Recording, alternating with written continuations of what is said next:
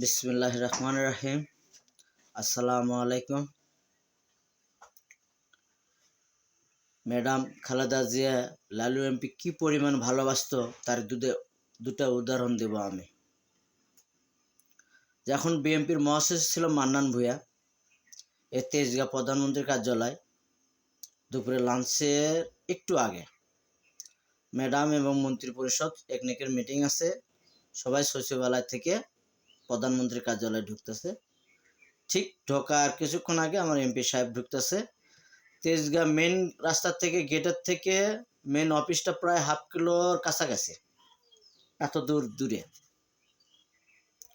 তা এমপি সাহেব গাড়ির থেকে নামে প্রধানমন্ত্রীর কার্যালয় একটা বিটকেস আর হলো ডান সাইডে তার ওষুধের ব্যাগ, দুপুরে লাঞ্চের সবজি, দুটো ব্যাগ নিয়ে ঝুলতে ঝুলতে সে হাঁটে হাঁটে ভিতরে যাচ্ছে।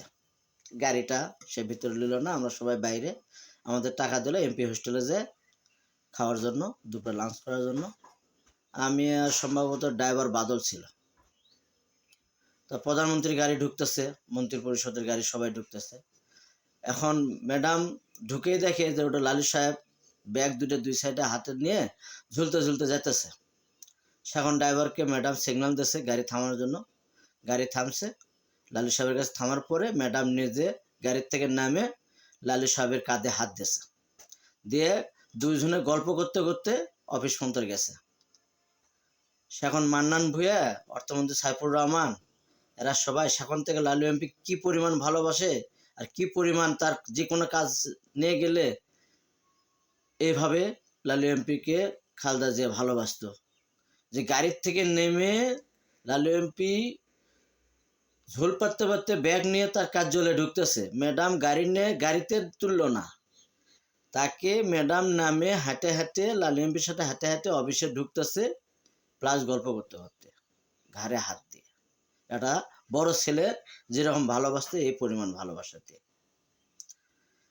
আরেকটা ঘটনা বলে, সেটা হলে লালু ভাইয়ের মেয়ে জ্যোতি, সে ম্যাট্রিক পরীক্ষা দিয়ে রেজাল্ট হয়।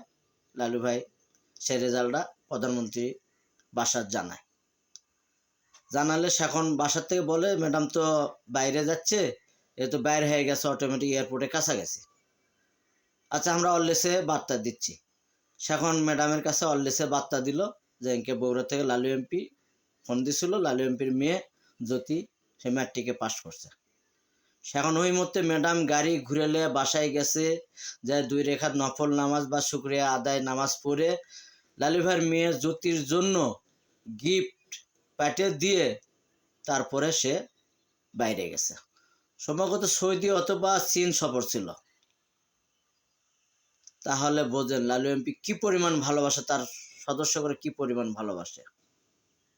সেই গিফটটা সম্ভবত একটা শাড়ি হবে, একটা শাড়ি দিছিল আমার মনে আছে। আর সেই লালু এমপি আজ ম্যাডাম খালেদা জিয়া মারা গেছে, আর আজকে আমার এমপি সাহেব এত অবহেলিত। হ্যাঁ, কি বলবো, সে দলের জন্য এত পরিশ্রম করে, এত সততার সহিত। মীর শাহ আলমের নিয়ে কি বলবো। মীর শাহ আলম যখন তারেক রহমান বিএডিসি পরিচালক বানালো, 3 মাসের মাথায় সে দুর্নীতির দায়ে তাকে ব্যামাক বিএডিসি স্টাফেরা মনে করেন ধরেন মারে পিঠে একরকম খেতে দিল। লালু এমপি যায় মিছিল করে ওই সব নেতা ফেতা নিয়ে বসে মিছিল করে দিয়ে তিবে ওই বিএডিসি পরিচালক পরিষদে, তারপরে দীর্ঘ 2 বছর থাকতে পারে। আর সে মীর শাহ আলম রেজাল্ট করেন বাসায় নমিনেশন দেয়। সেটাই হলে বললাম না, একমাত্র এমন কোন নেতা নাই লালু এমপির দ্বারাই উপকার হয় নাই, লালু এমপির দ্বারাই তাই নেতা হয় নাই। হ্যাঁ, কি বলবো, বলার কিছু না, ভাষা খুঁজে পাই না। যাক, ধৈর্য নেওয়া ফলে দেখি হয়, যাক কত দূর যায়। আরো আসবে, আরো ভিডিও আসবে, কোন কোন নেতা কি কি অবদান কি কি আছে সব দেওয়া হবে।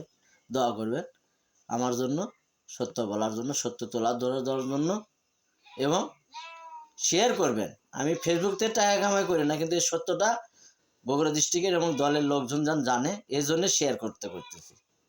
হ্যাঁ, ঠিক আছে। আমার জন্য দোয়া করবেন সবাই, ভুল টুটলে মাফ করবেন। আল্লাহ হাফেজ।